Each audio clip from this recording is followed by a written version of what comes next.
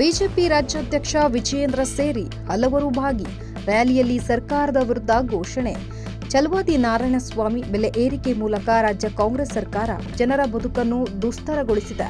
ಕಲ್ಯಾಣ ಕರ್ನಾಟಕಕ್ಕೆ ಕೋಟ್ಯಾಂತರ ರೂಪಾಯಿ ಅನುದಾನ ಬರುತ್ತಿದೆ. ಆದರೂ ಅಭಿವೃದ್ಧಿ ಕಾರ್ಯ ಕುಂಠಿತಗೊಂಡಿದೆ.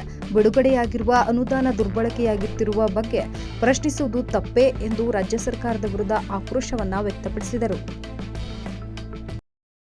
ಬಾಬಾ ಸಾಹೇಬ್ ಅಂಬೇಡ್ಕರ್ ಅವರು ಅವತ್ತು ಹೇಳ್ತಿದ್ರು ಅಸ್ಪೃಶ್ಯತೆ ನಿವಾರಣೆ ಆಗಬೇಕು ಅಂತ. ಆದ್ರೆ ಇವತ್ತು ಆಗಿಲ್ಲ. ಇನ್ನೂ ನೀವು ಹೇಳ್ತಾ ಇದ್ದೀರಿ. 65 ವರ್ಷ ಏನ್ ಕಡ್ಲೆಪುರಿ ತಿಂತಿದ್ರ ನೀವು? ಅಧಿಕಾರ ಮಾಡಿದ್ರಲ್ಲ ನೀವು, ಕಡ್ಲೆಪುರಿ ತಿಂತಿದ್ರ?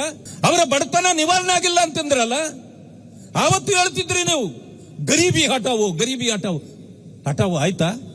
ಗರೀಬರ ಹಟಾವೋ ಆಗ್ತಾ ಇದೆ.